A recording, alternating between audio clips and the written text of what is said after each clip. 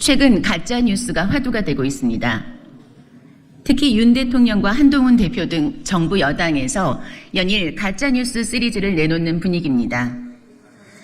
8.15 광복절 경축사에서도 윤 대통령은 가짜 뉴스를 자유사회를 교란시키는 무서운 흉기로 규정하며 이들을 반자유, 반통일 세력이라고 비판한 바 있고 19일 을지훈련 첫날 국무회의에서도 북한의 가짜뉴스 유포에 대한 대응태세 강화를 주문하기도 했습니다. 이어서 국민의힘 포털 불공정 개혁 TF는 19일 네이버 사옥을 방문해 포털의 독점적 지위를 남용한 불공정 행위 근절과 네이버 뉴스 서비스의 이념 편향성 개선을 촉구했습니다. 또 어제는 한동훈 대표가 본인의 SNS에서 청담동 술자리 가짜 뉴스에 대한 민주당의 사과를 요구하는 뜻을 밝히기도 했습니다. 가짜 뉴스는 어제 오늘의 문제가 아니었습니다. 전 세계적으로 큰 문제이고 미디어 홍수 시대에 큰 걸림돌이 되고 있는 게 사실입니다.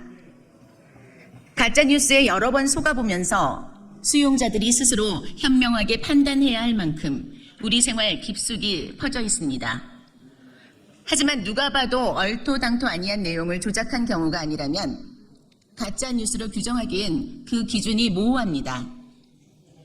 방송통신위원회는 지난 6월 김장겸 국민의힘 의원이 대표 발의한 정보통신망법 개정안에서 이른바 가짜뉴스에 대한 허위 조작 정보 규제 법안에 대하여 규제 대상이 모호하고 방식이 적절하지 않다는 취지의 입장을 제출했습니다.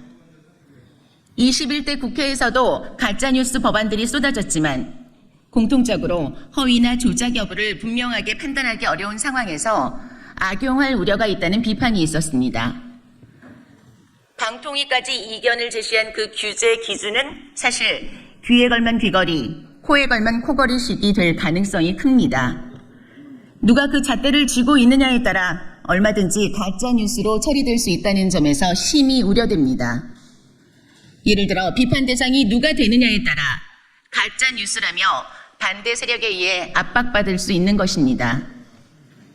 규제를 명분 삼아 언론과 포털까지 겁박하려 한다면 국민들은 그 저희에 의심을 가질 수 있다는 사실, 자유로운 미디어 환경에서 여론을 조장하거나 쥐고 흔들려 한다면 가짜뉴스 제작자를 골라내는 게 아닌 또 다른 언론과 포털에 대한 탄압이 될 수도 있다는 사실을 기억하시기 바랍니다.